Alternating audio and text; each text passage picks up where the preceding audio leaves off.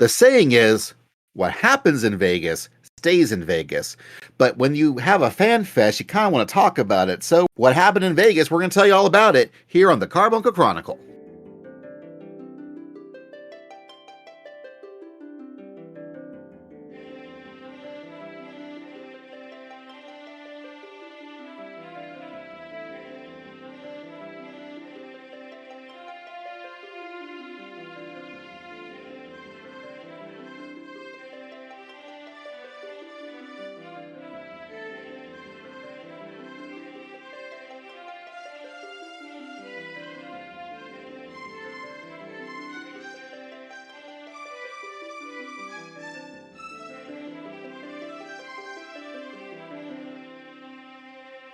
Hello, adventurers, and welcome to the Carbuncle Chronicle, your podcast for everything awesome in Final Fantasy XIV. I'm Basil, and I portray a Lalafell summoner on Leviathan named 4K Rydiske. I'm Anna. I play a Lalafell dancer named Cormia Rydiske. And I'm Tobias. I am Nanawai Silvestri, a Lalafellan paladin. And that is us. So the three of us got to go to Vegas. I say got to. I mean, we lucked out. We were able to purchase tickets thanks to the goodness of other people's hearts. So we have the chance to spend lots and lots of money that we may or may not had. Yeah, it really sucks when you get laid off from your job 2 months before you leave for a big trip. You know, I didn't really spend as much money as I was expecting, simply because the merchandise situation was, well, I'm sure we'll cover that in a second. Right. Yeah. That said, right this moment, as of recording, you can technically buy most of it and have it delivered to your home because they actually restocked a whole lot of it for the European London FanFest, but you can still order it in America. So if you want stuff, and more stuff on top of it. So if you want something from FanFest, you can buy a lot of it again. So there is that. You have until September 4th to pre-order. Yeah, I actually went ahead and bought my US shirt like the week after I got back. So nice. Excellent. All right. So before we get into FanFest proper, we should reiterate the Moonfire Fair. It's still going for this week as you're listening. Hey folks, Basil here with an addendum. So, the Moonfire Fair is over. So hopefully you got your cool Sentai suits. If not, well, there's next year on the Mock Station. Haha. But what is going on right this moment as we're releasing this episode is both the Moogle Tomestones, which has lots of good stuff, and also the Rising. The Rising also, instead of only going for a week like it normally does, is going, along with the Moogle Tomestones, is going to the beginning of patch 6.5, which will be early October. So, we were wrong on that one too, but in a good way. Anyways, thanks and back to the show. But as soon as Moonfire Fair ends, the very next day, the Rising seasonal event begins. It's the one where they go, hey man, thanks for playing our MMO. We really appreciate it. Like they put you in front of a model of Yoshi Petey's like, thanks y'all for playing my video game. It's real nice of you to spend money on me. This is a special year too, right? This is the 10th anniversary. Yeah, the 10th anniversary of 2.0. You know, I saw someone on Twitter, and I hadn't thought about what the reward could be this year. And when I saw it on Twitter, I was like, that would be perfect. A wandering minstrel minion. Oh, that would be. That'd be very good. Man, I want that. I guess. I know, right? So now we've only set us all up for disappointment. I don't think a Rising event will ever beat the year we got to go into the dev room and talk to everybody. That was such a fun event. I wish they would find a way so we could sort of do those in like New Game Plus or Never Ending Story or whatever, so we could see those cutscenes again. See live as Yoshi P accidentally confirms Red Mage before he was supposed to because they actually hadn't decided yet. Maybe that's the reason why they don't have them available. We're trying to erase all evidence. It's true. But also, they are doing currently a free login campaign for up to 14 free days. So if you're not currently subbed and you're listening to us, I don't know why, but thanks for listening to us. From Wednesday, August 9th, which has already happened, until the 31st, you can go to the free login website and do the steps and get free days of playtime. So you should go do that if you're not currently signed up, and go do the Moonfire Fair and the Rising. It's a great time to resub for a little bit. Kevin. Well, apparently there have been a number of people letting their subs lapse just because we're in the middle of patches, so yeah, perfect time for someone in that situation like Kevin to come back just to do the few events right before 6.5 drops. Yep, well, and 6.5 part 1, because this is the big thing leading up to the 7.0 Dawntrail expansion, so they always split up into 2 parts because there's so much story they want to cover, especially in this case, but we'll get to that later. I should also say that spoiler-wise, this is going to be, except for maybe when we talk about the live letter, this overall is going to be a decently spoiler-free episode, I feel like, because except for, we might use some names, but out of context what those names are, you're going to have no idea what we're talking about. So this should be pretty abbyable, as I think is the term I'm going to use now, is abbyable. Abbyable. I think we talked a lot about 7.0 last time, so if we just kind of quickly go over the keynote, yeah, this should be pretty spoiler-free. So without further ado, we'll have a musical intro that takes us into us talking about FanFest 2003 in Las Vegas.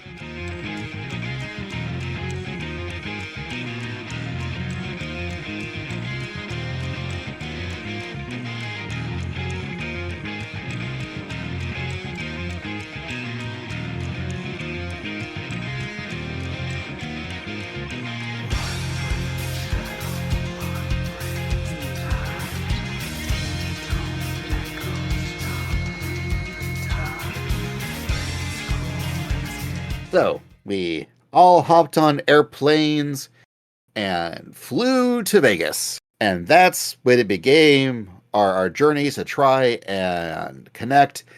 And that was already stumbling over ourselves because, boy, the Las Vegas airport sure is big. True. Yeah, I want to say we got off on the same terminal, but I went ahead and started walking toward the entrance in one direction. And then when you guys landed, you started walking toward the other entrance in the other direction, unbeknownst to me. I believe your luggage went to a different carousel than ours did. Right. And boy, Vegas was hot. Like as soon as we got there, you could just feel the wave of heat. Yeah. It was fun. We ended up meeting a nice group of 14 players that were on our flight. We met up with them in the Huntsville airport. Never met them before. Didn't know they existed before. And we all had a really good time, chilling out before our flight and just talking with each other and getting to know each other and being really excited that we have a nice little group of 14 people in Huntsville, completely besides all the people that we know that play this game here.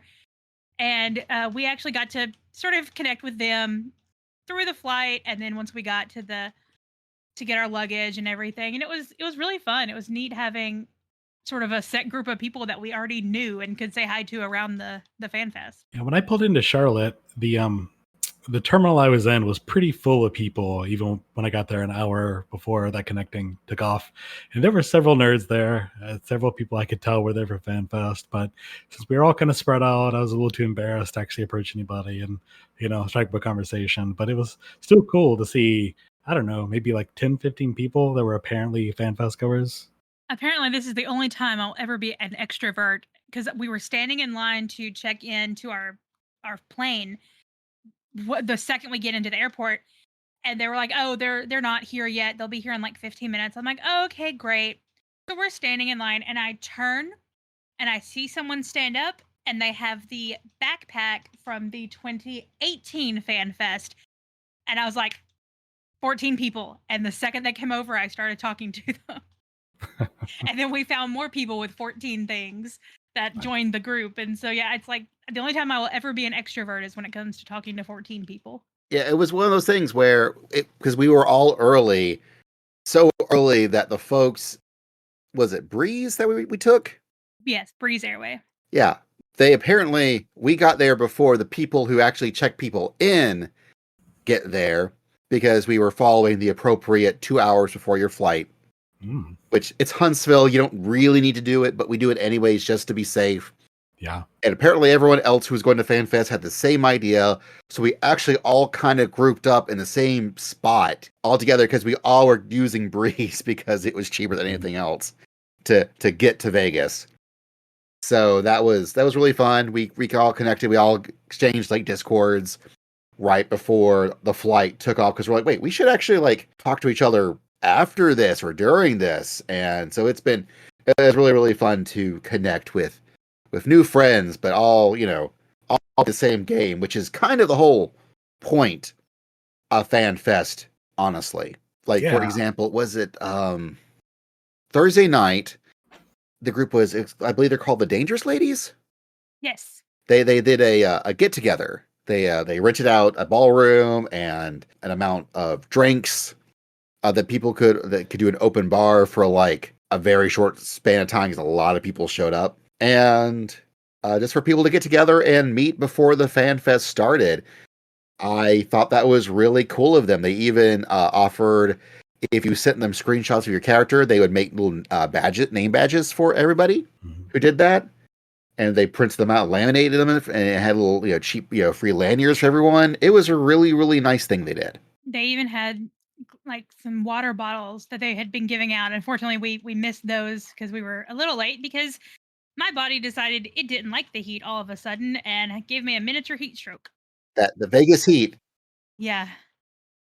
And then I had no problems the rest of the weekend. It was just that moment was, and I never felt like I was too hot. It was completely unexpected. But the get together was great.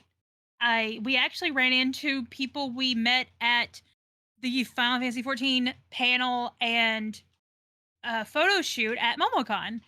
They actually recognized us, and we recognized them, and we got to talk to them for a little bit. So it was a lot of fun. We also got to, and this could be a recurring theme throughout this entire weekend, because when we mentioned how the 14 has one of the best communities ever, it's not hyperbole. It really is true. And one of the things that ended up becoming a big theme was the concept of sticker trading. Someone on Twitter was like, hey, we should all exchange stickers, and started up with like a sign up sheet that you could sign up for. And what ended up happening was that a lot of folks just all made stickers. Well, the previous FanFest, the same person, I believe, did the same thing, and we traded keychains that time. And I can't art. I actually ended up making Shrinky Dink keychains of my character using a screenshot. But so many people thought it was cute. I actually recently found my bag full of Warrior of Light keychains from so many people from that FanFest, and it was such a huge hit. And I know a lot of people were sad they didn't get to participate in it. So I think the stickers were a great idea, and I believe it is now a thing. If you're going to a convention and that has any kind of 14 presence at all, people are going to be bringing stickers to trade. I believe that is going to be a staple of convention going and FanFest going forward, because it's a great way to be like, to just go up to people that you share the same interest, and everyone loves seeing each other's Warrior of Lights, and the stickers are such a good idea. Yeah. And we're like I said, we can't draw, so Basil is a great graphic designer, so we took screenshots in his photo studio apartment, and he took those screenshots and made such a cute sticker, and we got those done, and everyone thought they were just adorable, and so I was really excited about that. Even the ones that we ordered that ended up being much smaller than we expected, because we're Lalafels, and everyone's like, oh, they're really small, and your Lalafels, this is perfect. And we're like, oh, thank God, people actually like these super tiny stickers we thought we were ordering bigger ones of. So yeah, we were handing out stickers, we were handing out Carbuncle Chronicle business cards. So perhaps you're listening to this episode because you got our sticker and business card. And if so, thank you all for listening. Please keep listening. I mean, if we got any listeners from people at FanFest, go ahead and give us a shout out in the comments, whether on YouTube or whatever platform you're using to listen to this. It'd be really cool to hear who all is coming here from FanFest. Yeah, maybe even I don't. I'm still waiting for the people that were in line with us at the orchestra concert to be like, I know them.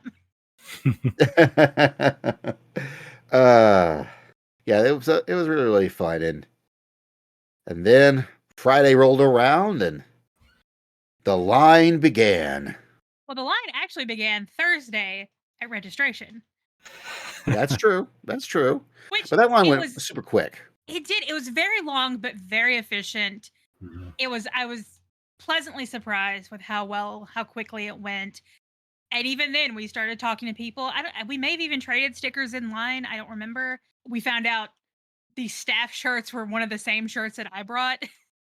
Yes, they were Lockerite. designed the Loperate from the tribe quests. I was All a the little yellow shirts with concerned I would get in trouble, but so many people had the same idea and had dressed in that for the weekend, so that was fun. And we got our goodie bags, which were amazing. Sadly, none of us were a recipient of the golden ticket. But we know of several people who were, so apparently they were giving plenty of those out. Oh yeah. And I think it was a good idea. I do think that it was a fair way to do it. Mhm. And I'm excited for people that got them. And people got to see many of the devs and the celebrities essentially of FanFest walking around and getting pictures with them like they've normally done in the past too. So I think that was I think it was a good plan. It was. I do think that now is as good a time as any. So, one of the downsides of this particular FanFest, which I'm sure will probably be fixed in future FanFests, but especially post-COVID, it's been really hard for conventions just in general to accumulate the staff needed to actually run events. And boy, did this event feel like that was an issue that they were dealing with. Yeah, going from MomoCon, which is a 48,000 person event, to FanFest, which is a 15,000 person event. I really Jess, the runner of MomoCon, they know how to do lines. Like, and she's made sure all of her staff know how to run lines. And that is something that maybe the Square Enix team or even I know the Las Vegas Convention Center staff was not helping at all with this. Mm-hmm. The line management was non-existent, essentially. Like they tried in certain points, like the snaking systems were fine, especially with the little events once we get into FanFest proper. And I felt like the merch lines and the battle challenge lines were set up well, but they were just not managed well. I was surprised, especially with the merch, because again, previous FanFest in person, they did the pre-order system like they did this time, and it went incredibly smooth. People were able to go pick up their pre-ordered items at FanFest, which I think having them sent, I know the timing was a little off for some people. Some people got it before they left. Some people didn't get it till they got home. But the pre-order system was such a good idea, and it was supposed to really diminish merch line. And I was really surprised at how horrible it was, even with that, because it had worked so well the previous in-person FanFest. I was really surprised with how bad it was this time. It really felt like there was maybe they needed at least 2 or 3 times the amount of staff they had hired to help manage this event, because this is so FanFest, it's a production put on by Square Enix. Like, this is marketing money besides the money we actually spent to buy tickets to this thing being spent. So everyone working there is getting paid.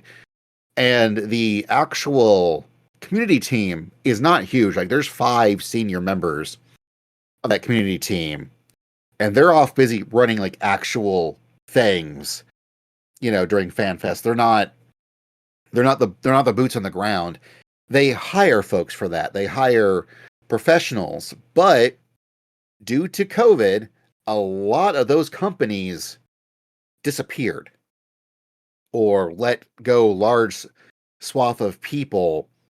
I know that, for example, ReedPop, who, shuttered US Gamer a few years back, partially because all the major source of income were things like PAXs and the events that they run. And they're only now starting to hire people back. So there is a decent chance that Square Enix hired as much as they could get a hold of at the time. I think I even heard that they even hired the team that ran it like much later than you would normally hire, because the people they were originally hired did not work out. I don't know what's going on, but I can safely say that the amount of people that they did hire was not enough people to manage the amount of people that were there at FanFest. Also, there were a lot of folks, this was their first FanFest. And so I kind of wonder, maybe between FanFests, the first one we went to, which was FanFest number 2 and FanFest number 3, there were a lot of repeats. And so they knew, we should definitely pre-order, because that 2016 FanFest, the lines were terrible. So pre-ordering is a good idea. And so 18 was, I'm sure there was new folks, a lot of folks that came from the 2016 one, new to pre-order. And so that helped that a lot. Whereas this FanFest, there was this whole global pandemic in between, where the original 2020 FanFest that would have existed did not exist. It was an online only, FanFest. And so there's also that, where I'm sure like a lot of folks that would have been running it, and also a lot of folks at Square planning for it, there's been, 5-6 years since the last FanFest. So there were a lot of lessons that were getting relearned that I thought we had learned, but we clearly forgot. Yeah, it's hard for me to say this being my first show, but I do agree that it seems like there were some issues behind the scenes in the lead up, because even before we left, there was the guidelines about the water bottles and the bags you could bring in, and there was big pushback against, which all of that got thrown out the window. Exactly. And so we get there, and the first line is the security line.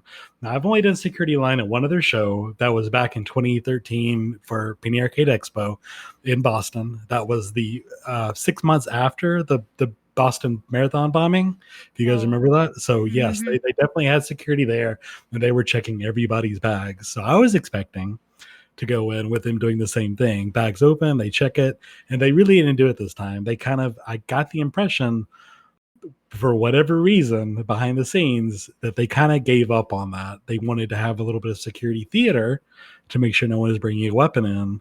But, the thing about the water, all the water stations were outside of the checkpoint. So, you had to go out to fill up your water bottle, which they had completely changed the rules on, the policy on, like 3 days before the show anyway. So, yeah. Even when we got in line, you were dumping your water, and someone behind us was like, yeah, they told us we could keep it. So it was very... And then later on, we talked to some other folks who had to dump their water, and that was after we had already gotten through with that guy who was able to keep his water. Yeah. It just depended on who you talk to. So yeah, like when you compare it to like MomoCon, that it's easy to make the connection because this is all nerd stuff. But you have to remember, I think for the people out there, have to remember this is still a small, quote unquote, small show compared to the nerd conventions that we do, that are fan run, that are volunteer run. It is Square Enix, a company that does video games, putting on this show. And yeah, this is like what their fourth in-person fan fest, I think, total, right? Third or fourth. For North America, it would be 12, or it would be the 9th? It'd be the fourth in-person fan fest as far as in America. Okay, in Las Vegas, yes. I'm thinking total though, because there's 3 for each. Yeah. So. Yeah, but I guess even just for Las Vegas specific, I'm sure the attitude, the atmosphere is very different between Tokyo and Las Vegas. So right. Yeah, they obviously had to hire the Las Vegas Civic Center staff, because they were obviously I don't know who were wearing the opera shirts, who they worked for specifically, but the I believe people they in, were all Square Enix. okay, but the people in suits doing the security line, they were wearing LVCC outfits, and there were a few people. So, Right. there's been a lot of complaints about it. I went in expecting.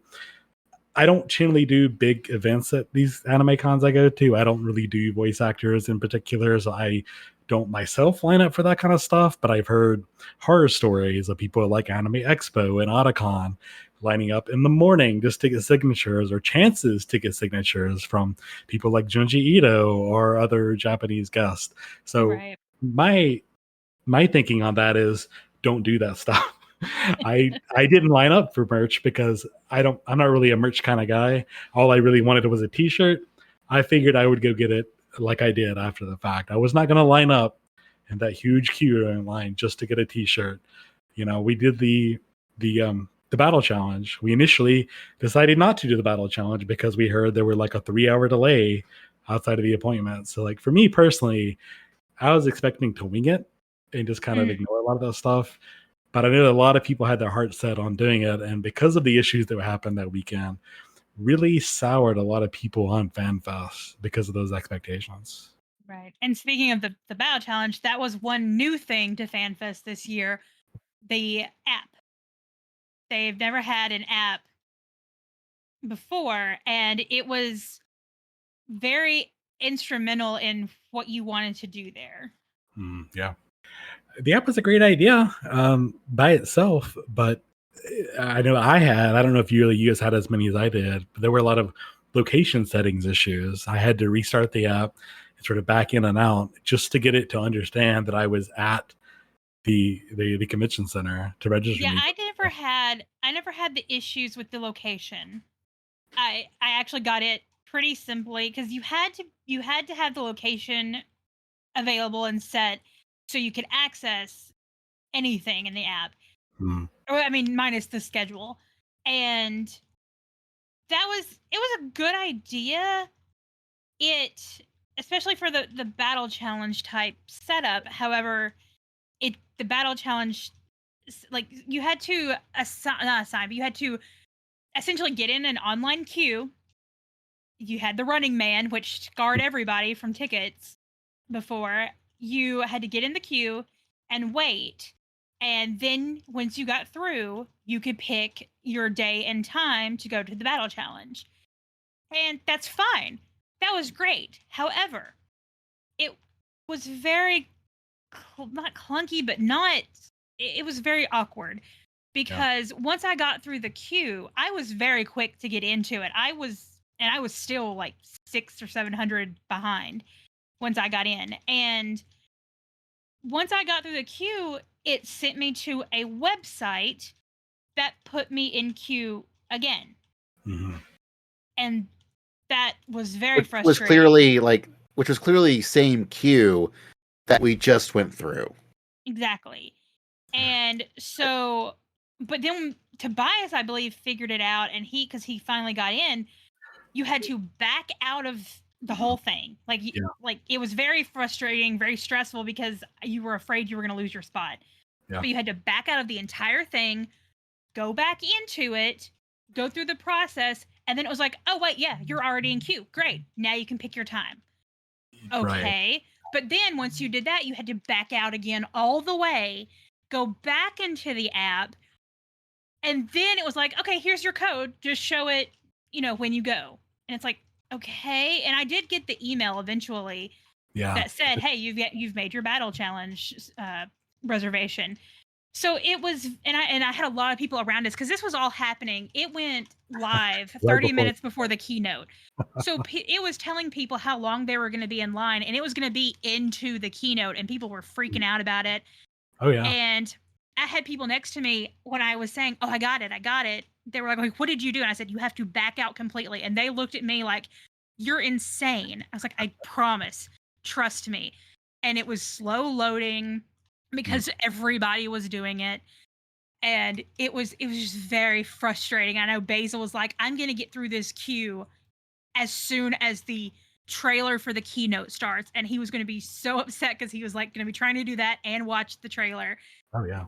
And it was it eventually worked out. All three of us got in well before the keynote started, and it was fine. But yeah, like you said, we were then starting to hear, especially when it came to be our time, they were still 3 hours behind schedule. Yeah. And it's like, well, why did we do, Well, and apparently we found out later on that a lot of folks just got in line to the battle challenge and they never bothered to queue up in the app. They just got in line. Because apparently at some point they're like, only people who've actually got times will get through this line. If you do not have a time, please leave the line. And apparently like half the line emptied out. So there was that. I also wonder, due to the weirdness of the app of backing up and backing in, leaving out and going back in, I wonder if a lot of people accidentally like skip the line and just register times. So way more people register times before they were supposed to register times. Yeah. possibly. Now it's possible. I don't know, but I think again, this is one of those things where I could totally see this issue being much better implemented in later FanFests. Exactly. Yeah. Exactly. It's really tough for us to say not seeing the back end. I can theorize what I think the computers were talking about to each other when all that glitching happened. I don't really want to say for sure, but ultimately it caused a bubble in the line. Yeah. And the other thing that the app was good for is this was something, again, that they did our very first FanFest. They had sort of like Hildebrand quests, and it was Hildebrand themed. But you had quests you could do, and they had little mini games that you could go participate in. And once you finished it, the person working the booth would stamp your book, and then once you finished, you got a little prize. And they did that this time, and it was through the app, and it was great. I felt like that was such a clever thing to do. We had quests, we had sightseeing locations, we had different things you could go do, and they had QR codes. Some of them you would just go up to and scan, and that would be like your sightseeing log or something. And then for others, you would get in line and participate in the activities, and then the person running the booth would give you a QR code to scan to get that badge. Well, and that was great. And honestly, I'm sad I didn't get to do all of them because they were fun. They also had the Gleaners, which would give you a quest. It was really like listening to an NPC doing a side quest in game, and they were so into it. They were so much fun to listen to. And they would give you like a clue or something, and you had to figure it out. And people were talking about it all weekend. Like I could see people going, "Okay, what does this mean?" And that was great. My sad issue, I guess, and I made sure to do this before we left. Once you left the location, you can't see your badges anymore. And that is one thing I thought about before we left, and I was able to screenshot the ones I had collected before we left. But I guarantee you there are people who got like all of them that can't go back and see them now. And I wish there was something that you could do. That was a little sad about it with the location. Yeah. But again, it's, you're going to live and learn. I have made an app before. I know how frustrating it is. So I can understand like the feedback they're going to get on this, and it's going to be better in the future. But that is one thing I felt sad, is that I can't go back and see my badges if I hadn't screenshotted them. Yeah, the QR codes, I think the way they did it was a little strange. They had QR codes on the signs for the mini games that didn't actually count toward the progress of getting the special gift. You actually had to go and participate for the most part in those mini games, which the line, of course, is its own thing. But I feel like you mentioned the Gleaners. I think that was a really interesting way or reason to take pictures of the event, because you had to basically take a picture of you doing the thing the Gleaner told you to do, So that was kind of your souvenir. So for instance, they had a big inflated moon right above Mare Lamentorum, and one of the Gleaner quests was you had to take a picture of looking like you holding up the moon, from a perspective. So Yeah, we saw people doing that, like, it was from the get-go, and we're like, "What?" I was like, "That's cute, they're taking pictures, that's cute," and then I found out later it was for the quest, I went, "Oh, okay." like there's that, and there's the mural they had on the wall of Elpis, and like I just took a picture of it because it was a cool as hell. I didn't even think about the Yeah. Gleaner Oh, I didn't quest. realize it was a quest. Yeah, We that just was took a one of the picture Gleaner with it. quests. Oh, well, crap. Yeah, Could've gotten so that like badge. so like yeah, I mean I'm kind of sad that you can't access it. They were little pictures, so like Proto Carbuncle was just a Proto Carbuncle face, whatever. But at least they encourage you to take pictures. Really, that's the thing that I treasure the most is Right. the pictures, the memories I'll have from that. And But speaking of the locations, they've done elaborate, like, little scenes before, like, we've had Kugane before and mhm. things like that, and like the Aetheryte at the 2018. These were so beautiful and so well done. Because we had Pandemonium, we had Mare Lamentorum, we had a couple of Charlene, we had one with the fountain, we had one with the books, and then Yeah. Razat Han. The sitting area of Razat Han was so cool, and we hung out there for a while. Like they were, and Island then Island Sanctuary. Sanctuary, yeah. The Oh, little yeah. mini games, I watched people playing them. They were so clever. Those were like such a highlight, I think. Now the production levels of all the things that you could do as these optional activities while you're at FanFest. I remember in 2016 where it felt like it was just slightly souped up carnival games that they had rented and just plastered like 14 stuff over. No, these are like actual like production, like quality, like things to go look at and see and do. And it was so much more impressive and such a higher level. I remember seeing things at like the Japanese FanFest pictures of that one. Like, man, why couldn't we get stuff as cool as that they were getting? This year, they were as cool as the stuff that they had got in like the Japanese FanFest or the Europe FanFest, where they usually get little upgrades than what we get. Like usually the US FanFest feels like a testing ground for them to really knock people's socks off in the European and the Japanese FanFest. But this time it really felt like, oh no, we get the good shit this time too. Now, I think something I really wish they could have done was make them even bigger. Now they could have with the size that they were able to book. But the only downside was that there was, again, just so many people at this FanFest that you kind of had to pick one activity to queue up for, and hopefully you got through it. Mhm. And honestly, Like- the second day was quite better and more. You could do more the second day. I feel like the Yeah. first day everybody was like panicking to do things, Mhm. and the Yes. lines were just absolutely terrible. But the second day, we got through a couple of them pretty quickly. We even got food on the second day. Yeah. So We actually did the battle challenge second day. We straight we up did the showed up. battle challenge. We did the Pandemonium stuff. But yeah, to echo Basil's point, like some of the sets maybe looked a little, you could see the seams, but like I'm just amazed that they have like the statue of Thaliak from Charlene, That was Yeah. so pretty. like the Mari Lementorium with all the strobe lights that the Hopers hold, like the dance floor and everything. And what blows me away is that when we do FanFest digging in 2 years, when they have Dawntrail out, they're not really going to reuse any of those sets. So what are they going to No. do with it? They're going to take it to London. They're going to take it to Tokyo. But man, it's kind of a shame that Thaliak's, God knows what's going to happen to it. I hope somebody, like, I hope it gets on display at the Square Enix office or something. It doesn't get scrapped. Yeah, I completely agree. That's like the fat chocobo they used to take to PAX and they took to FanFest that you got to take pictures on. I wonder where it ended up because it's going to end up probably wherever Ifrit from 16 is going to end up. Yeah. Well, I wonder if maybe some of this stuff will show up at a PAX. That's true. Well, Square, if you need somebody to take that Thaliak off your hands, you know where to find us. Chronicle.com.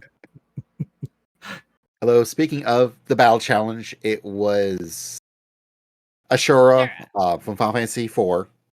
Yep. and it was fun. It was a neat little fight. We think maybe it's Hildebrand. That's our theory currently of where it might show up in the actual game at some point. But it was a fun thing. We got into it with a group. They also was probably smart in that previous FanFests, there was multiple different things you could do that involved the game. But this time it was just it was just a battle challenge. Every computer was just for the battle challenge because they knew people were going to want to go through the battle challenge. Also, this is just a PSA to anyone who goes to FanFest or plans to go to FanFest. Know the battle challenge at FanFest will not get you a t-shirt. That is a PAX thing, not a FanFest thing.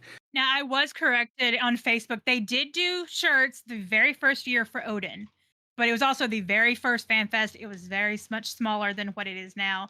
They have not done shirts since that FanFest. Look, they already got our money. They already know we're there for 14. They know they can squeeze us for everything we've got.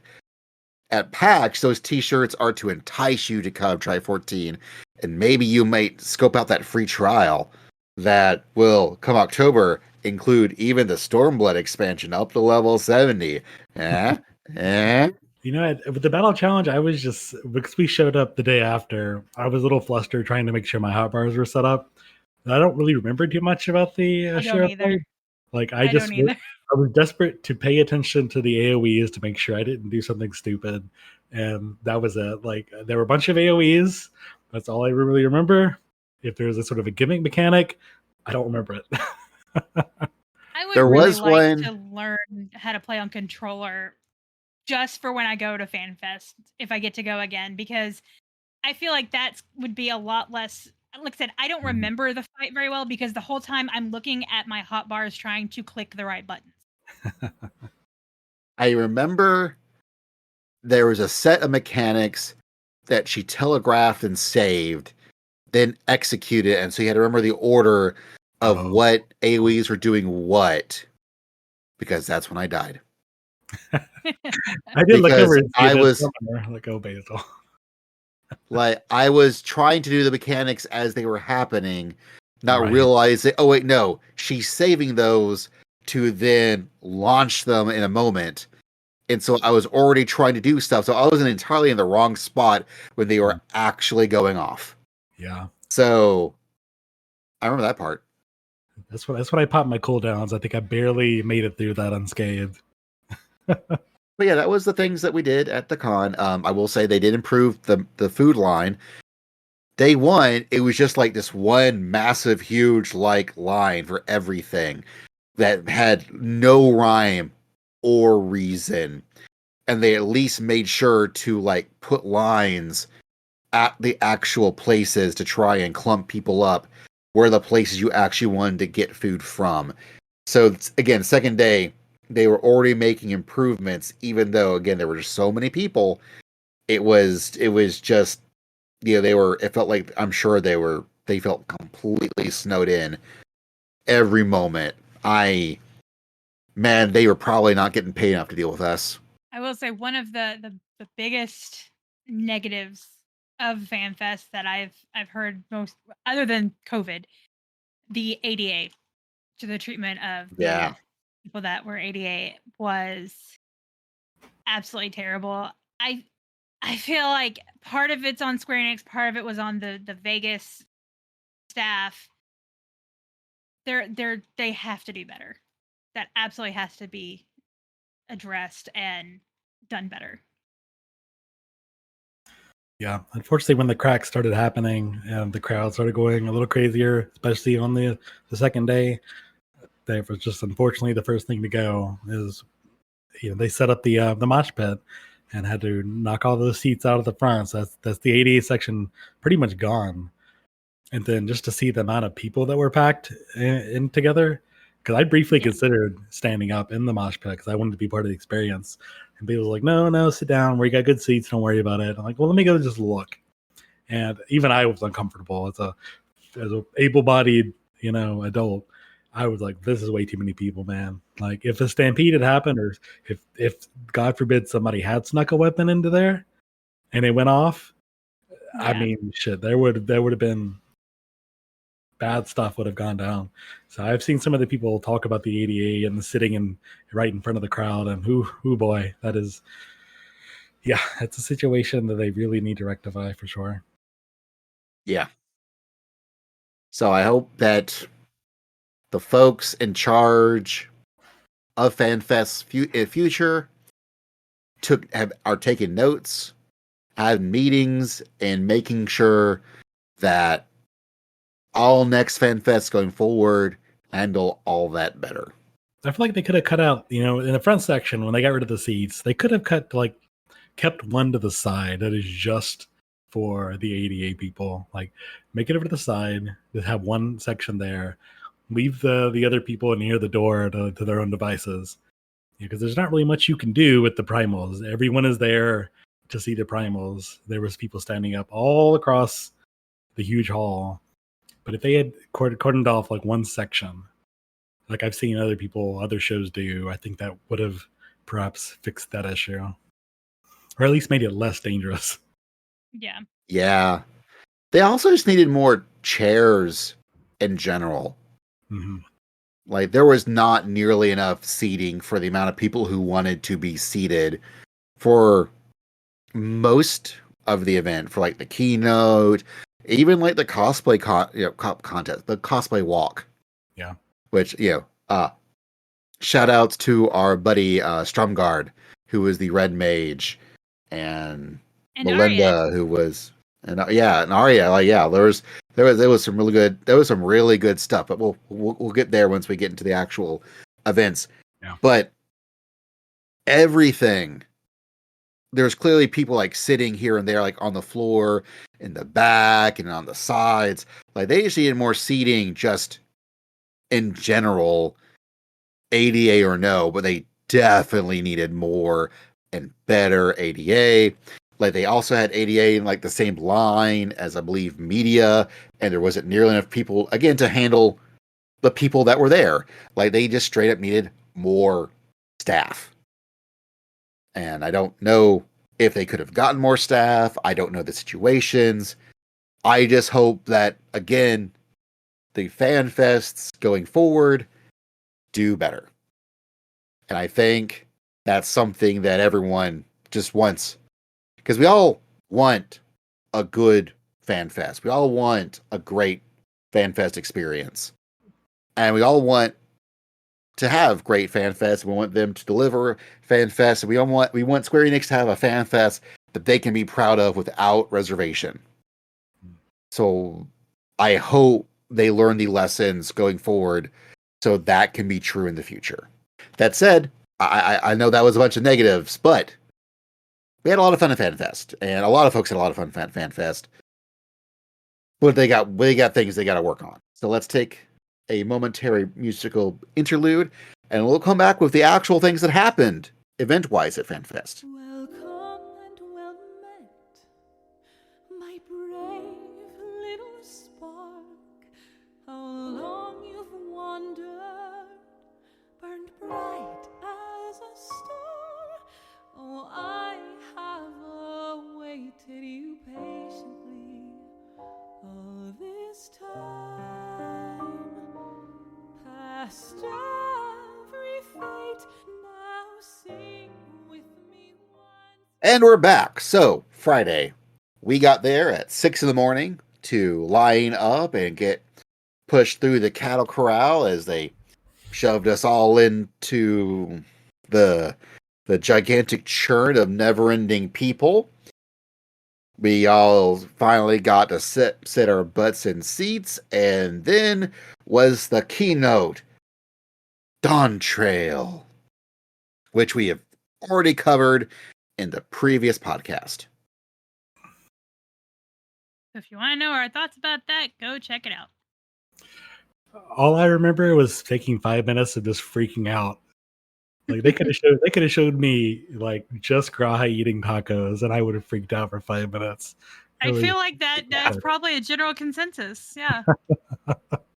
It was just a moment after moment of freaking out. I felt like I was in a dream at that moment, for real. Like, not just being like, oh, what do you say? Like, I don't feel like I'm exaggerating there. I just felt like, holy shit.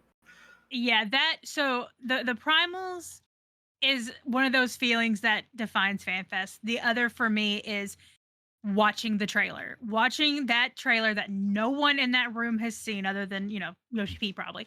Like, being there with all of the other Warriors of Light, getting to see this for the first time, that energy is just something you cannot replicate, like, outside of that. It's always such, they could show the most stupid thing and we would all be going nuts. Yeah, they could have just cut. They could have cut a new Puma commercial with the really weird, like, Alice Aestinian and Meteor look. I mean, they gave us Fall Guys and we were like, what? I mean, Phil Spencer showed up on stage and just looked really awkward in front of the weebs. Like, it's...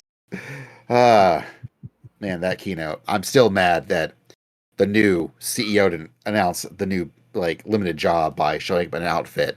Even though I bet he wanted to, they just haven't finished the he probably would have done yet. it. Yeah, he probably would have done it if they let him. I honestly would not put it past him to come out in some outfit at Japan. Because that's the one Yoshi P always dresses up. He will be dressed up probably as the pirate, whatever melee class that the Warrior of Light is. That's probably the outfit he's going to be sporting in Japan. That makes sense. Also, that said, new CEO. I know you're still pro NFTs. Stop that. Bad new CEO. Bad. Anyways, keynote. Awesome. Dawntrail. On board. But if you really want our thoughts on that stuff, again, we did a whole podcast. It was almost 2 hours just on that. So go listen. We had a good time.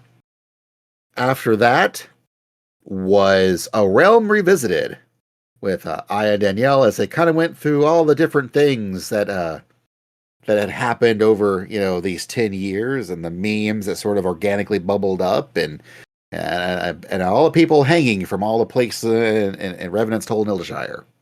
And Skybear. And watching that was fun because most of them, you know which one. What they did is they would play a game essentially where they would show two things from the game. And it's things you probably wouldn't even think about. And it's like, which one came first? And until you see them, you're like, wait, I could have sworn that come well before this. And then it didn't.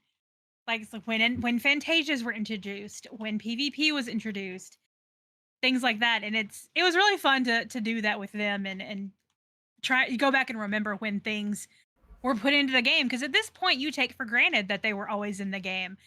And especially for us, we always, Basil and I are the old ones. We've played for almost 10 years. And I was just talking earlier, I'm like, back in my day, Bard had a healer limit break. And so talking about things like that, you forget after a while that, oh yeah, it was like that. I used to have to level Pugilist to get Bard. Oh, wow. Like, it was, there are things that you forget that came way back when. And it was fun to relive all that. Even with my newbie state, I'm like, back in my day, Summoners used to be a dot class. Yep. And Basil's like, you baby. They've had like 3 or 4 different changes from top down. I still don't know how to play it, but we do it anyway. Why, Sonny, when I was your age. Man, but yeah, it was. Oh yeah, they did a very good job presenting it. It was a fun. It was a fun look back. Did you guys actually go back and watch this on the stream? Yes. Okay. There, at least as of this recording, there are still VODs both days that you could go back and watch all of it. This being right after the keynote, we had all been sitting down for a couple hours. I think that was when the mad dash and the entire convention happened and all the lines started breaking down. So I unfortunately missed a lot of these panels just because of trying to see everything. Well, and also we were trying to, that was when we were trying to find food. Yeah. And I was trying to find where the line even began for the food that was actually in FanFest. which was actually just one gigantic hall that they had segmented up here and there. It was actually pretty open, more open than you realized going through the corral, where the battle challenge was actually behind the main stage, where the merch booth was as well. Not that you could get to the merch booth. That was just a lost cause. Most people had to get tickets for the second day, and even then, half those tickets weren't usable because they had already sold out. Merch was just not good this year. But yeah, the food line was impossible to decipher or even get into. So we were like, well, let's just get food at the Starbucks that's right outside. And even that line was forever. And I'm pretty positive by the time we would have gotten through that line, they probably would have been out of food, and all they had left was just drinks. So that would have also failed us. Shoot. And even just going through the hotel trying to get to our rooms to find any food at all also ended up being impossible. Tobias got a sandwich right as the place was closing. That's right. And I just sucked it up and bought vending machine cake. Vending machine. They get the cake boss vending for machine. lunch. Yep. Yeah, the cake boss vending machine. So I bought carrot cake and rainbow cake for myself and Anna, and that was our lunch, was cake. Yeah, it was just a cluster. I don't know if I can say the F word here, but it's just a cluster. Let me put it that way. Because, when the keynote let out, everyone dispersed in a mad dash. I was just, on one hand, trying to keep up with you guys, but also I wanted to take pictures of cosplay. I was just kind of wowed by everything around me. So even though food wasn't necessarily on my mind immediately, everything just went crazy all at once. So I wanted my initial plan, just like with the Primals Mosh Pit, my initial plan was to just sit down and watch all the panels that day as I talked to you guys, and that didn't happen because we were awake since 5 a.m. So everything just kind of fell apart really quickly. So I missed the panels, pretty much all the panels that day. We watched the cosplay walk later from the Pandemonium line, I want to say, because they had monitors up. But yeah, nothing went to plan at all that Friday. Make the plan, execute the plan, throw the plan away. Yeah. Now, we did see some of the second panel they did, or the third panel they did, which was beginning from the end, the annotated Endwalker with Naoki Yoshida and Natsuko Ishikawa. But we watched it on stream, and that's when we learned that our hotel Wi-Fi at the Westgate was terrible. It was constantly buffering. It was not handling stream, even just watching a YouTube video being streamed at all. But we tried listening to it and watching it anyways. I did go back and watch it once we got home. Yeah. And it was very good. I love listening to her talk about, one of the big things that she was talking about was the meaning behind certain phrases, especially from Emmett Selk or from Heidelin. She would take these lines, and Kate was also on the panel as translator, but also she was able to give some background in what she had to do in learning what Ishikawa wanted, the meaning behind it, and then translating that into the English words. I also liked how, for example, they had two characters in Endwalker who had diametrically different ideas about the same idea, and how that sort of reflected in how the storyline progressed and what they thought of this and what they thought of that, and how opposed they were, these thoughts, as you were playing through the game.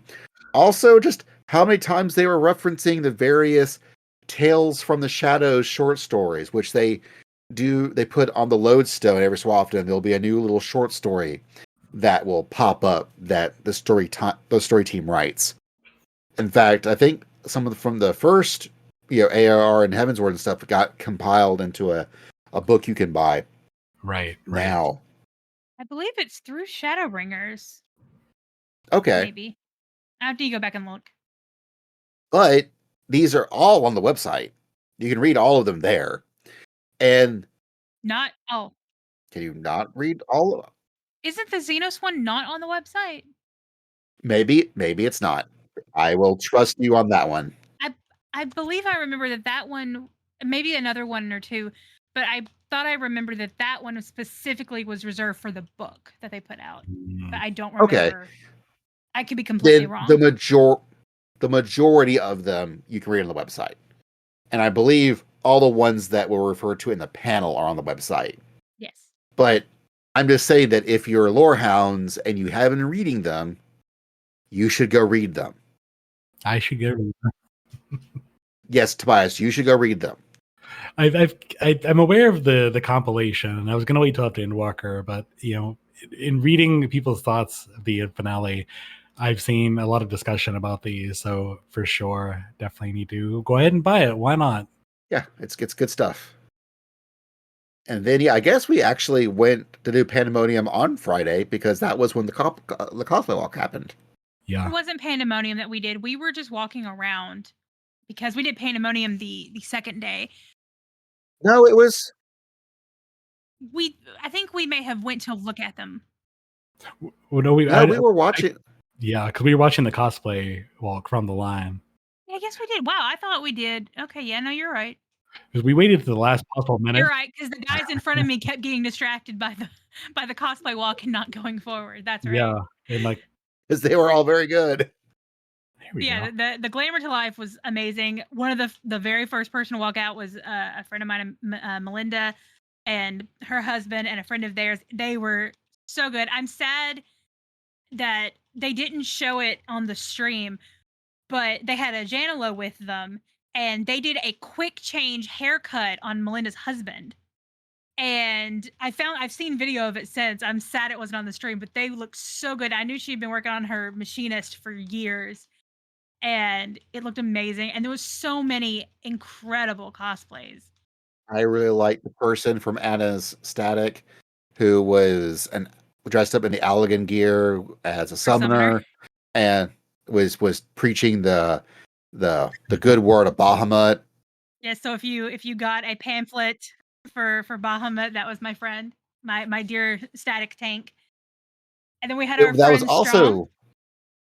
our Strom Guard. Look, I'm not done talking about your stat member because Okay. that Allagan outfit that she picked out, if I don't know if you remember, that was what I had 4K wear through most of ARR up Oh, until it we got was. into Heaven's Ward. Yeah, that is one of my favorite outfits in the game. Like, period. Like, I'm really hoping that it gets some of the updates and the graphical updates to look even nicer, textures and whatnot, so I can bring it back out during Dawntrail. So, no, your friend has excellent taste in outfits. What was this? Is from the but- Crystal Tower, Allagan gear? No, this was from It was actually it's from Coil, Oh, okay. which you can get replica versions of it that's dyeable. That's not actually that hard to pull off. So if you're curious, we can make that happen for you. But yes, also Strom, one of our fellow Axe of the Blood God, folks. He was an excellent red mage. Excellent red mage. I love it because his sword, there was a magnet in his glove that made the sword glow. It was so cool looking. Yeah. I'm so mad that the TSA broke it. Yeah, on the way home. On his way back home. So hopefully he can get, because he spent a lot of work and effort making that sword. So hopefully he gets something out of it, because that was being positive. He was awesome on the stage. It was an awesome outfit. He did really good. Yeah, there was a lot of amazing cosplays. So many Grahas, Reens, and Gaias. But they were all so good. Yes. I think one of my favorites had to be, there was an Athena, and I'm like, how you got that made that quickly is Right? incredible. How any of them make these cosplays, to be honest, is incredible, because I couldn't do that. Mine are all very simple, and even the robes that I had sewn, a friend of mine sewed them for me. Yeah, there was one Graha that had the that ethereal dice from Euphrosyne. Yeah, the Ghostbuster backpack. Yeah, and like having literally just done that this week and realizing this was what 6.3, 6.4. Mhm. Like, man, that would have taken a lot of time. But nevertheless, they had it. And to cap off Friday was, of course, the piano concert performed by Keiko. She is just, goddamn, she's an amazing pianist. She is so good. She also is an arranger. I always tell people, like, look, I know she's really good. She is really good. She's also the arranger who does the night themes for most of the night themes that you hear since Stormblood. Like, she is part of the team. And I'm so glad that they've been able to bring her out to the American Fan Fests. She is so good. And this was the first time she and And- Amanda had gotten to perform together, and they were so amazing. Oh yeah. This concert might have actually been the high point of that FanFest weekend for me.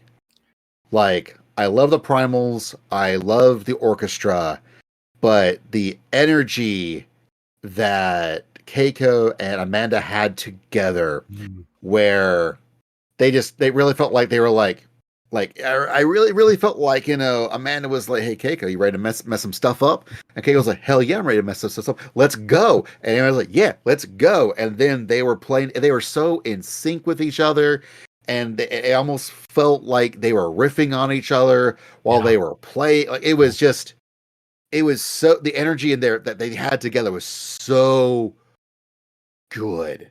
Yeah. And That of course, you always get Soken's He's like, you want to mess some stuff up? Yeah. his little meme thing. He brought the automaton out again. It was wonderful. I like, in retrospect, I should have expected that, because when he started playing the Labyrinthos song, like, I'm not really a fan of that song. And considering she was going off bangers up to that point, it's like, why is she doing Labyrinthos? Oh, okay. Of course, it made a lot more sense. I felt the same, because I was like, this is great, but it's a little lackluster. And so when he came out, I'm like, oh, okay. Well, especially since they had just done In the Balance. Yes. And Yeah. again, that was just such a high point. But then when she was doing Labyrintho, she was all in the upper, register of the piano, and she was being very meticulous, like how she was playing. Like, it felt like she was stunting on the Labyrinthos theme. Like, you're working way too hard for the Labyrinthos theme. It's supposed to be kind of goofy, weird, and out there. I mean, it would make more sense if Soken were to. Okay, here he comes with the automaton. All right, this sounds like it's supposed to. Okay, now it almost feels like, oh, you composed this whole theme knowing you're going to play this on automaton later. In retrospect, that makes a lot of sense. Like, it really feels like I didn't feel the way about the Yansha theme. I do not feel the way about Lahi. I think those were just, Yansha just worked out. Lahi was just a mule moment that he probably wasn't really thinking too hard about it, but it worked. But Labyrinthos feels like he was like, what can I do for an automaton? I'm going to make a theme that's perfect for the automaton. That was Labyrinthos theme to a T. The piano concert was very good.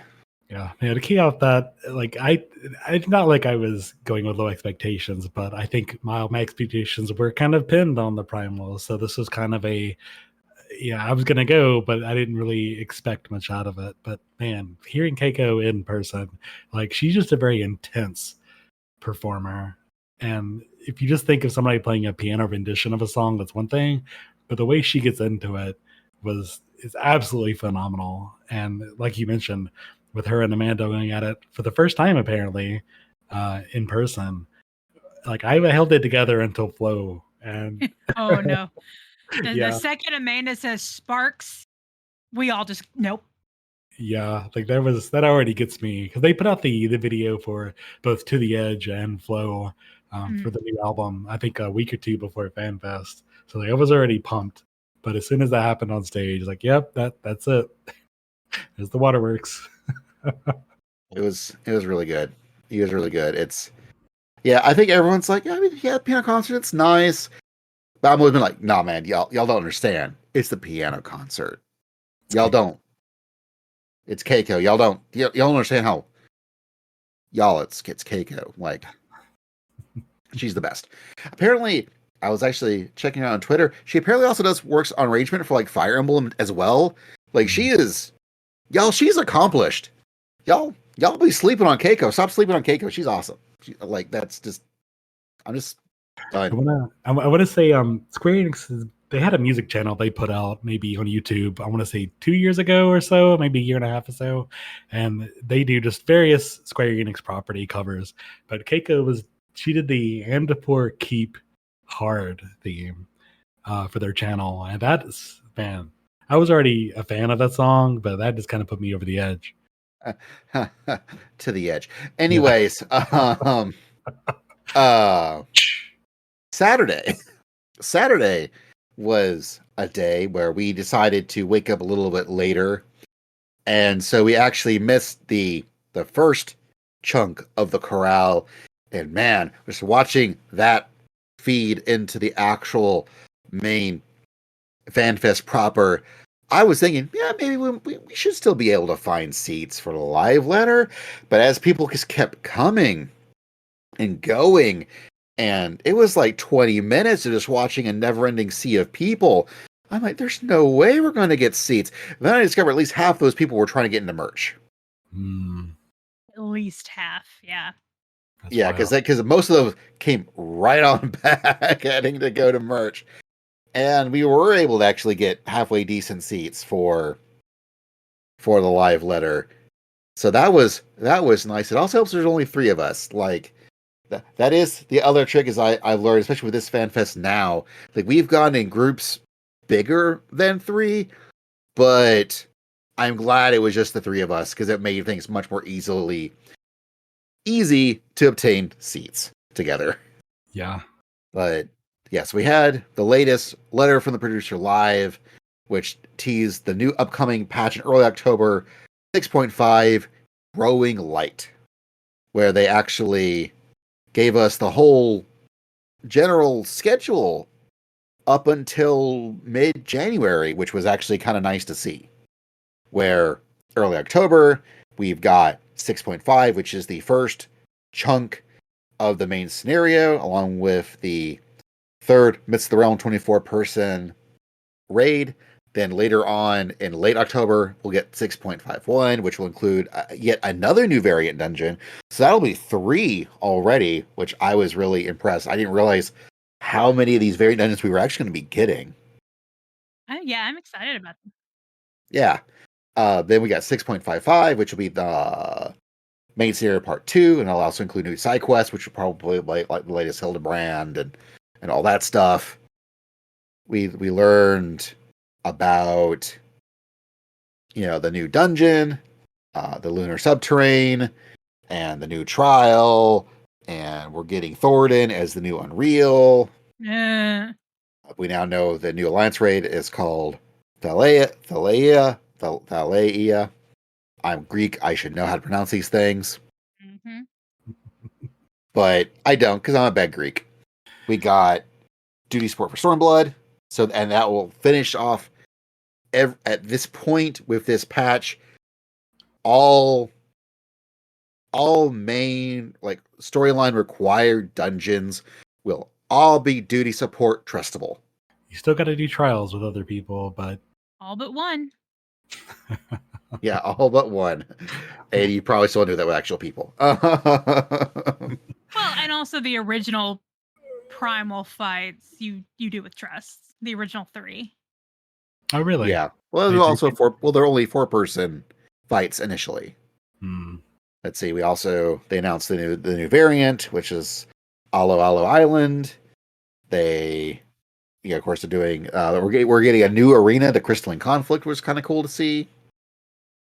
They're doing more Sanctuary stuff, and that's when they also reiterated, hey, We're doing Fall Guys. Fall Guys, y'all. I've started playing it, and I'm enjoying it, and I'm looking forward to doing you're getting the 14 costumes and things. And I was telling Basil before, it's very much like more frustrating Leap of Faith. And so I think it's going to go well when we get it in the Gold Saucer, and I think people are going to enjoy it. I had seen it before, but I knew in a sense what it was, but I had never played it. I didn't know it was free. I didn't know you could just. I didn't know what it was, and so I've been playing it on my Switch. I've been going back and forth between that and Theatrhythm, and I'm having a lot of fun with it. I'm really looking forward to doing the crossover in that game plus in 14.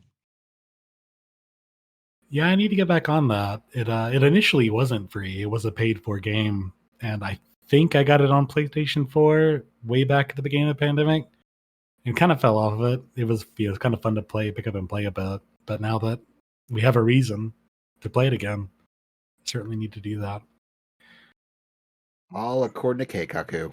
Well, basically, you've talked a lot about the stuff, but you kind of missed the most important thing according to the level of cheers. Graha Tia eating tacos was certainly the thing that got the most cheers by decibel over the weekend. But the second the two thing, dies, but then the third thing. That was they're increasing the restrictions on eye level going into the Crystal Tower raids. I find it funny. Yeah. The first Alliance raid I did when I got back, I got Circus Tower. Yeah, they're going to base it off of level, not just eye level. Mm-hmm. So theoretically, now we're taking your pants off. It will not help you.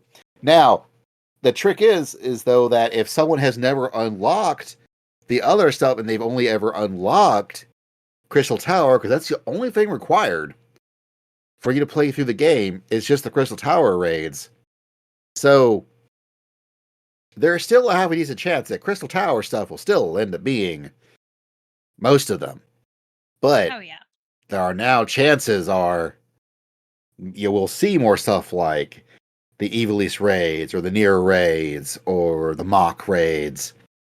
So that's exciting just for those of us who would like to see anything different. I believe the issue is that people were just trying to do their daily roulettes and didn't really want to think, so they would take their pants off to guarantee a Crystal Tower raid. Whereas you have people like me that still need to do the near raids, and those are certainly things you need to keep at least a couple brain cells on to complete. Yeah. Hopefully that'll work out. Yeah, I'm hoping. I'm hoping that this will do it.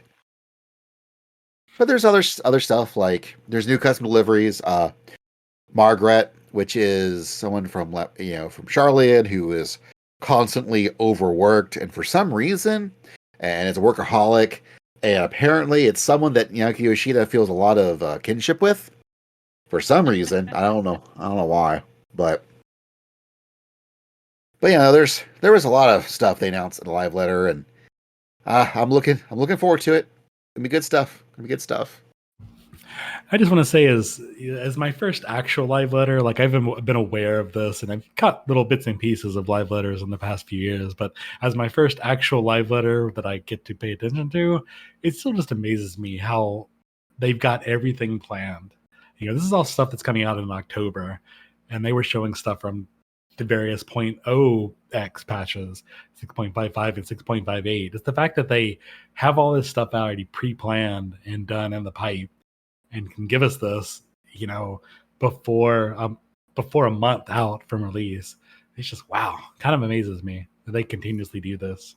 Yeah, for better or for worse, I feel more better, but they have really figured out the cadence for what to release, when to release it for Final Fantasy XIV. And so a lot of these live letters, you kind of already know what you're getting into until they announce it, but it's always fun to see what they're announcing, even if you have an idea of what they're going to be announcing, but you don't know what it actually is. Like, I know there was going to be a new dungeon. I didn't know what the new dungeon was, so I'm very excited it's the Lunar Subterrane.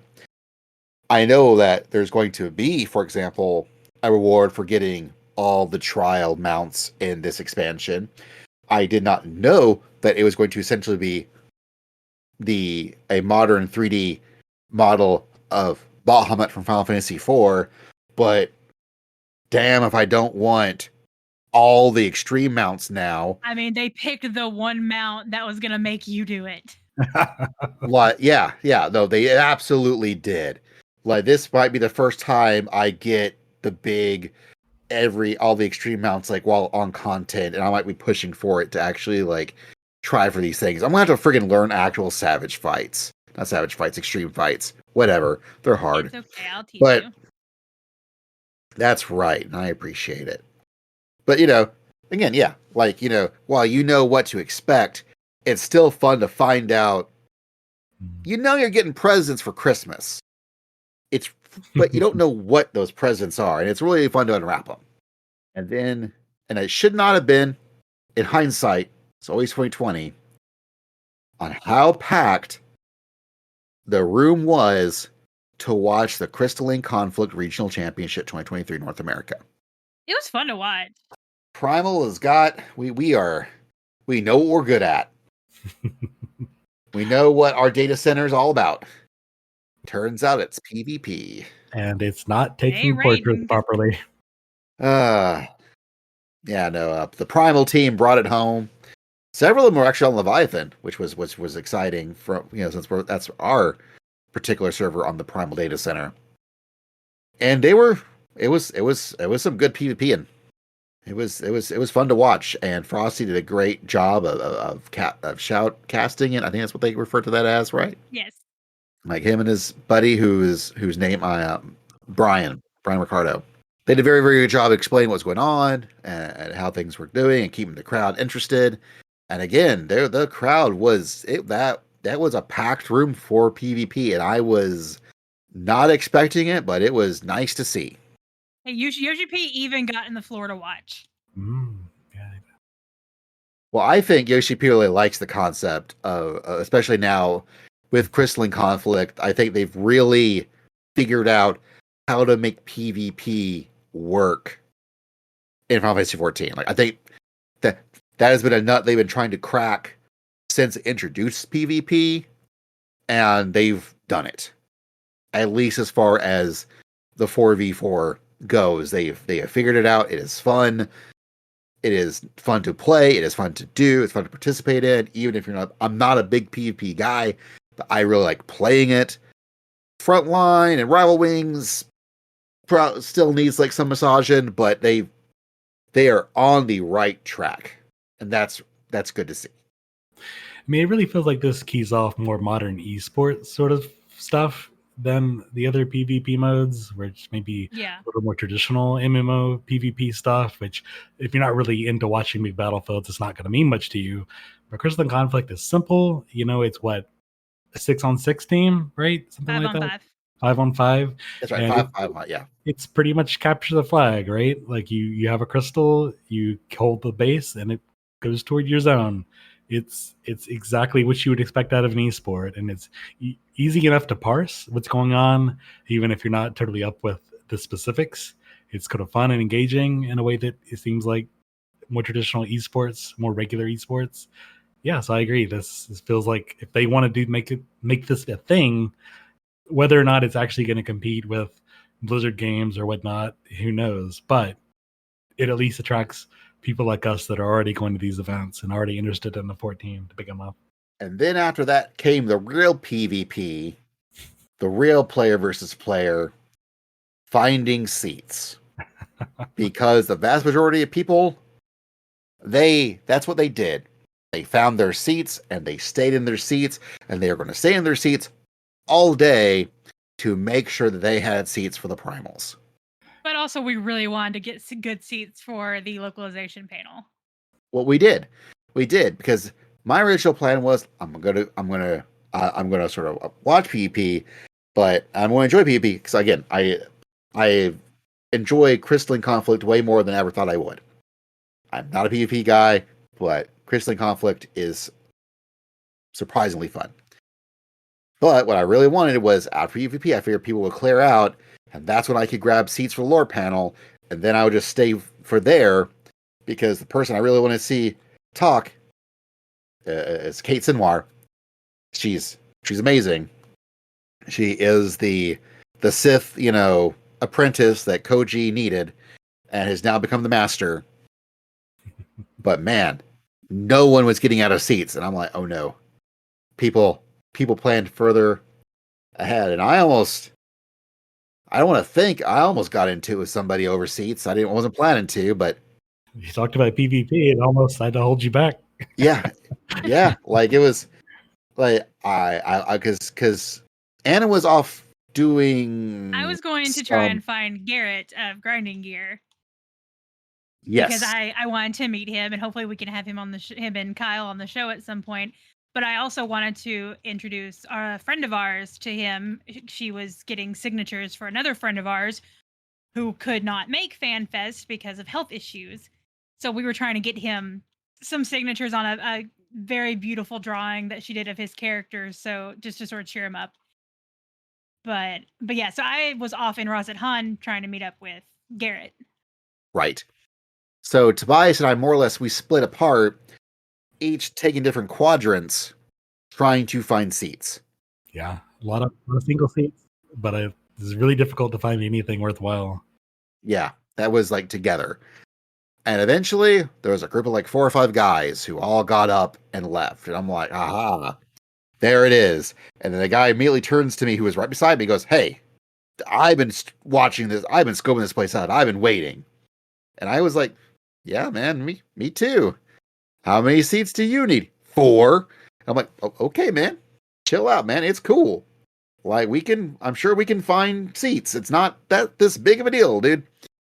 And next thing you know, on the other side, 2 people sit down who weren't there before. And he's like, oh man.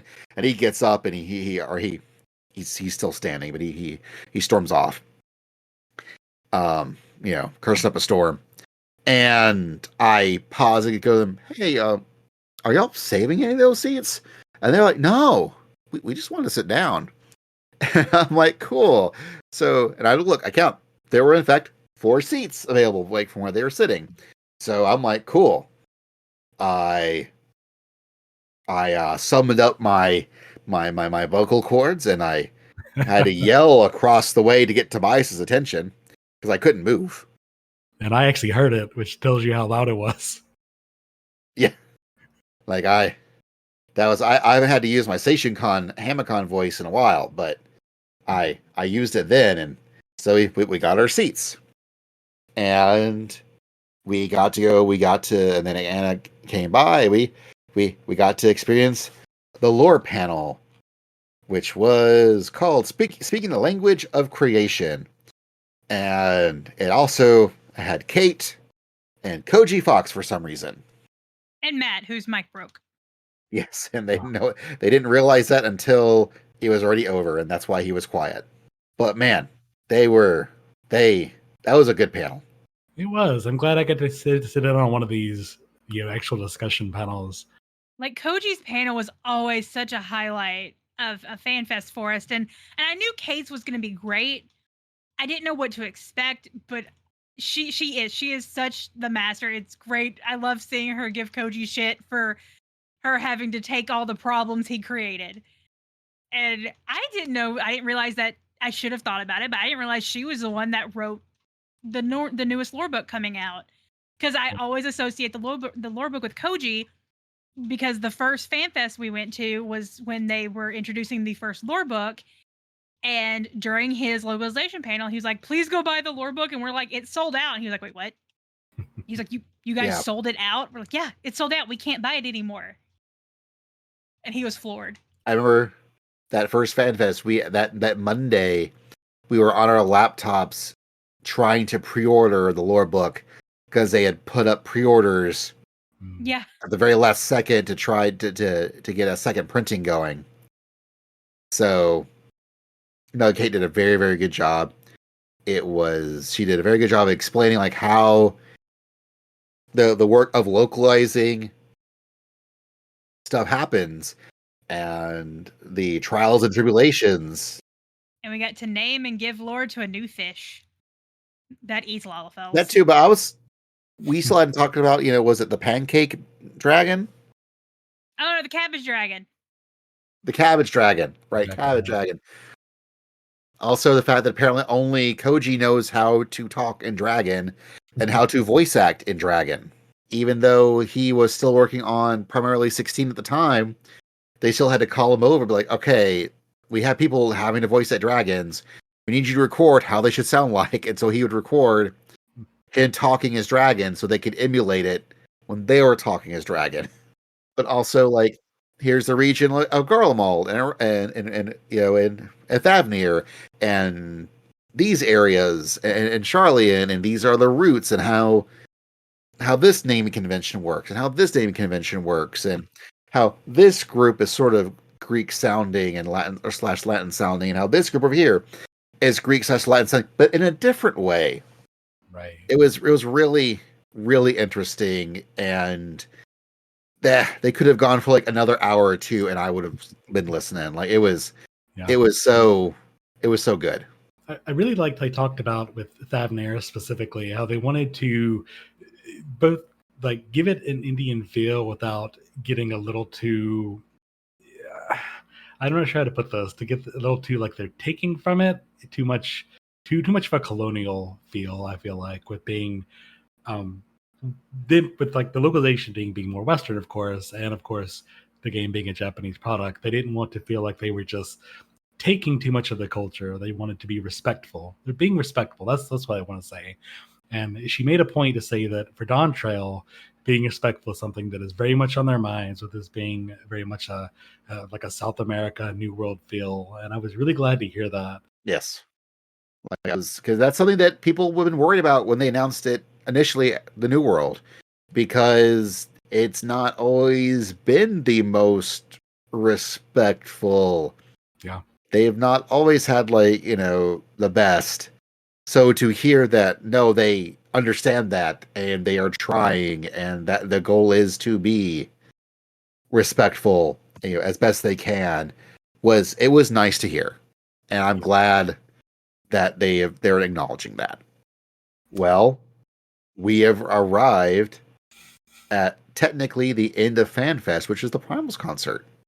So really, I just want to hear, Tobias, how was it like watching the Primals? It was great. They played all the songs I thought I was hoping for. I'm really glad that they ended with a long fall and brought out the community team to do the meme dance from the digital FanFest.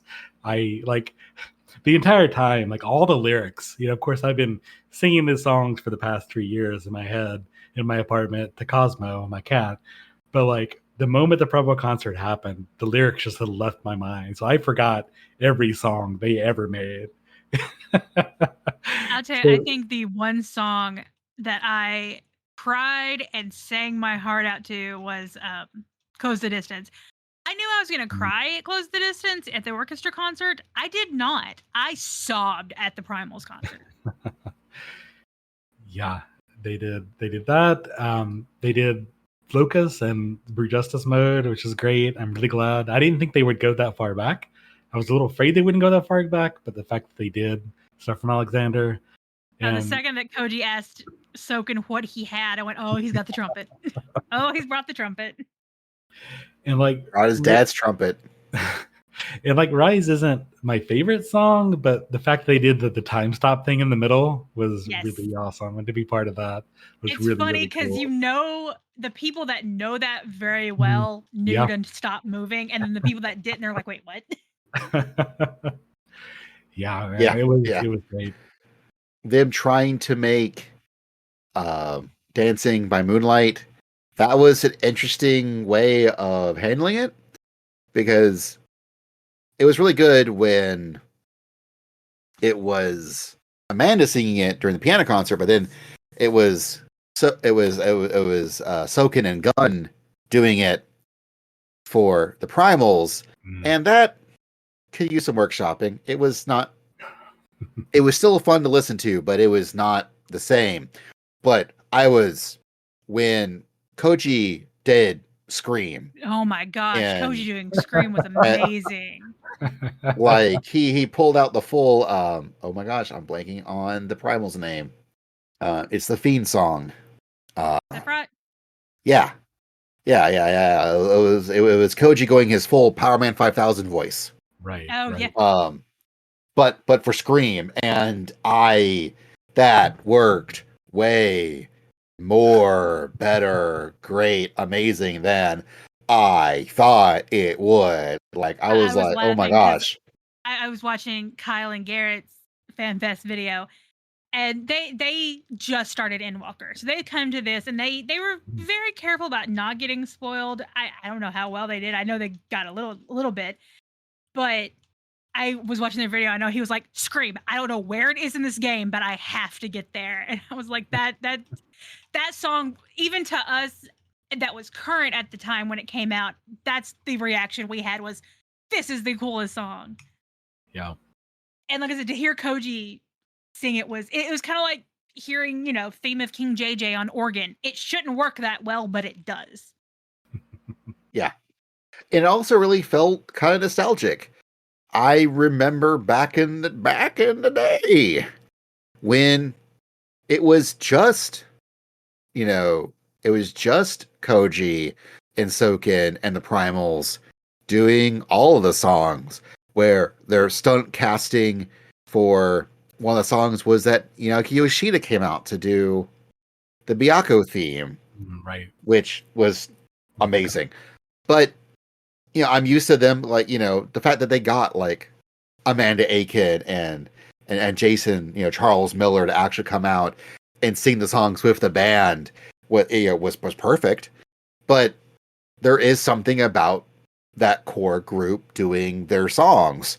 And so when I realized it was Koji doing Scream and not Amanda, I was like, oh wow, this feels nostalgic and right in a way I was not expecting to feel. I was not expecting to have nostalgia for the Primals, but I did. Talk about going back to the classics. They did Under the Weight as well, which I was not expecting. Yeah. It's not a Primals concert without that one. Oh, that one is always so much fun.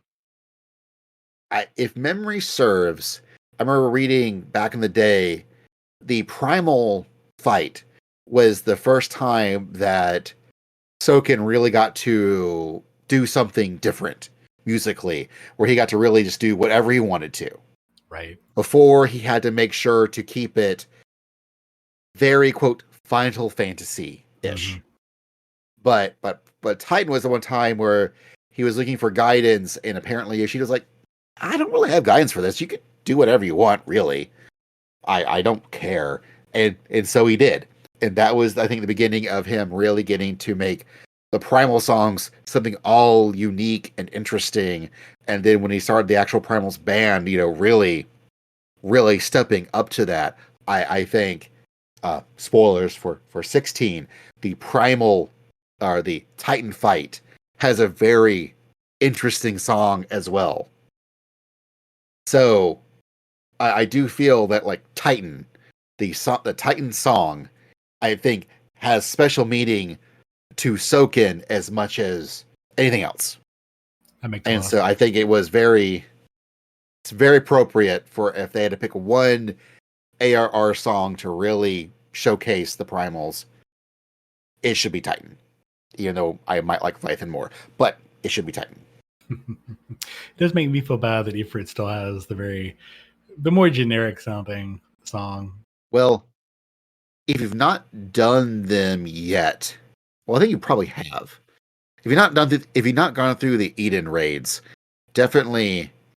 Oh, right. Where they do one which, where the theme is actually the Gruta theme and the Ifrit theme, like, together, and that's a really interesting take on them both. So even Ifrit's theme does get a glow up, just not where you probably expected to get a glow up. So yeah, that was FanFest. There was also the Orosian Symphony, which was very good.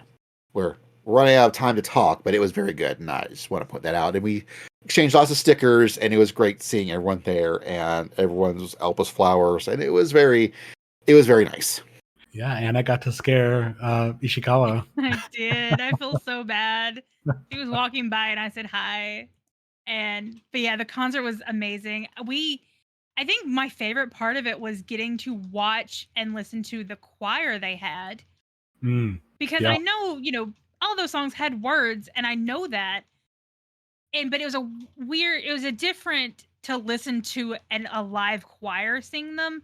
And being, a choir person myself, I was watching their mouths and like just trying to figure out what they were saying. And it was a lot of fun. I really enjoyed it. And I even got to sort of sneak Basil into the VIP section with me. Right. Not really Yes, sneak, because I I was asked. having panic attacks. No, I agree. Hearing like the ultimate theme with the full choir was really amazing. Yes. The part that really got me, surprisingly, the ARR stuff. Like hearing both the Serenity from the Shroud and the Ulda Day theme, like those are orchestral songs. And sure, it was nice to hear some of the later themes in orchestral setting. To hear the actual orchestral songs, the nostalgic stuff in person live, that I think struck me more so than almost anything else in that. Hearing that in the Heavensward theme, oh man, that got me.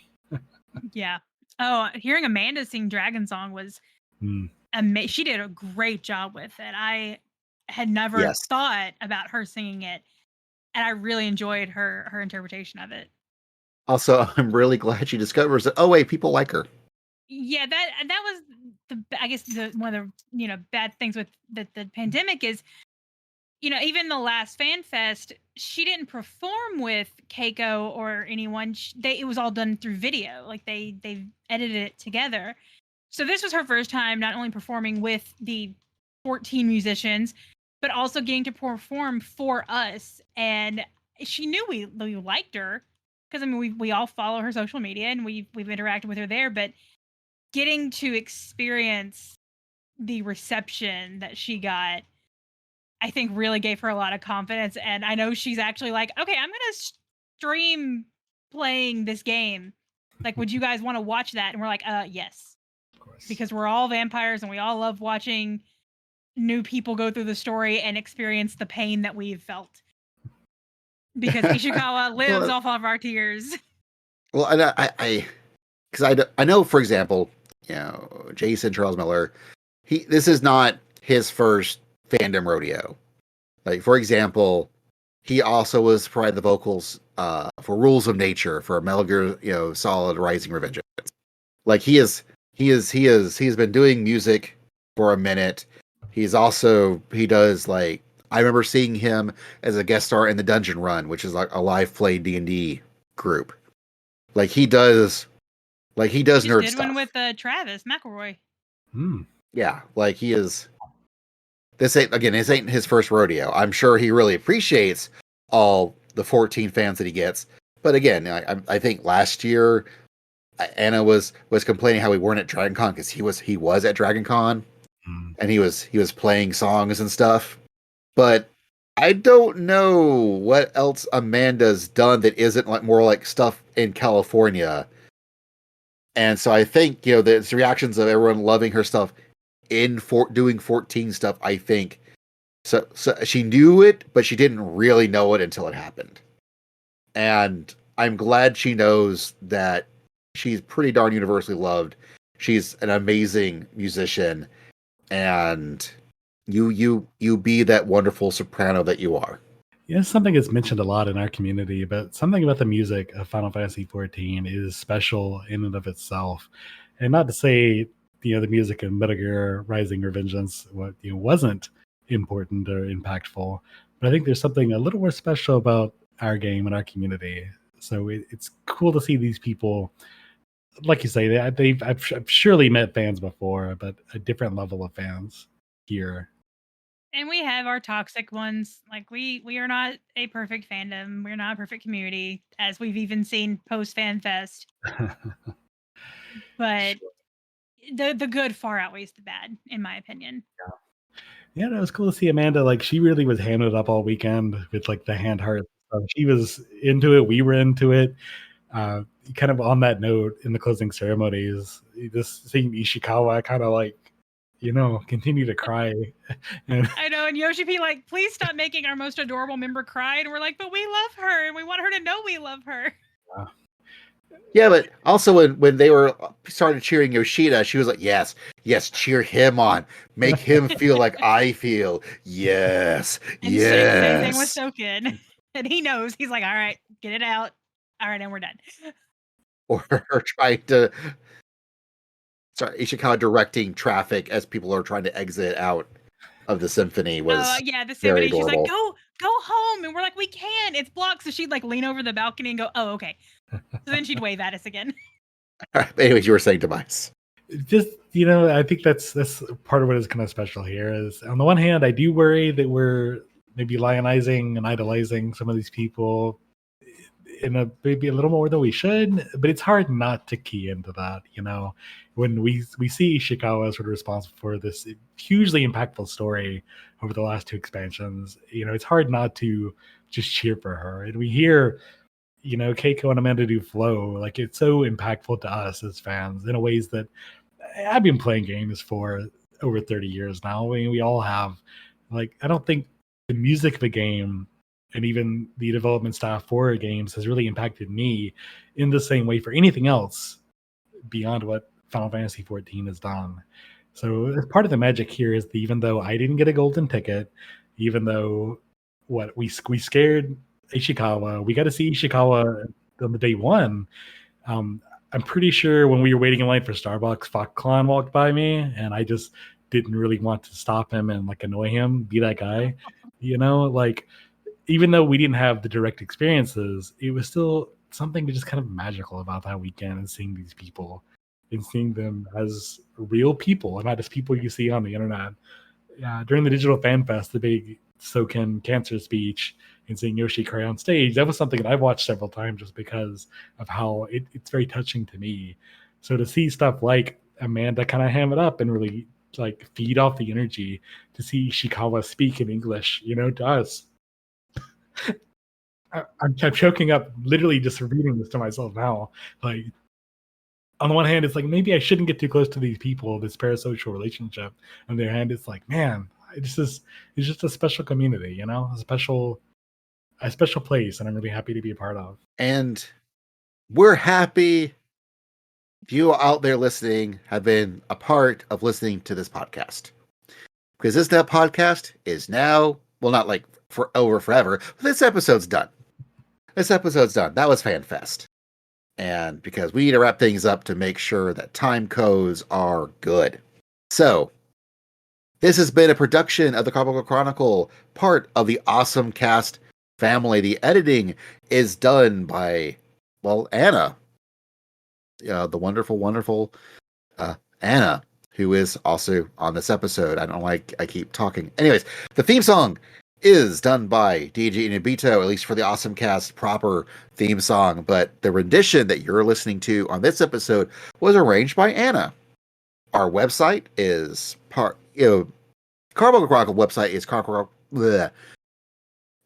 carbunclechronicle.com, but really just redirects to the awesomecast.com because we are the Awesome Cast, just the Final Fantasy XIV version of it, which is at awesomecastosmcst.com, where you can go to and links to all sorts of things, like, for example, our YouTube channels. We now have YouTube channels, thanks to Anna, for the Awesome Cast and Carbuncle Chronicle. So, if you want to listen to us in a whole new, different way, it is there for you. Or if that's the way you listen to it, great, awesome. Thank you so much. We'd really thank you if you also subscribe to our Patreon for the Awesome Cast, which keeps the lights on and keeps everything going. We also do have a Discord for the Awesome Cast, which does include a Final Fantasy XIV thread. Just check us out there. Also, leave us Apple Podcast reviews or Spotify reviews. But that's how people can find us, is through Apple Podcast reviews or Spotify reviews. Social media stuff, you can find all my stuff at It's Basil Time. The Awesome Cast is always at Awesome Cast. Carbuncle Chronicle, social media wise, is at Carbicast. Anna is Angel Darkfire, but the middle A is missing.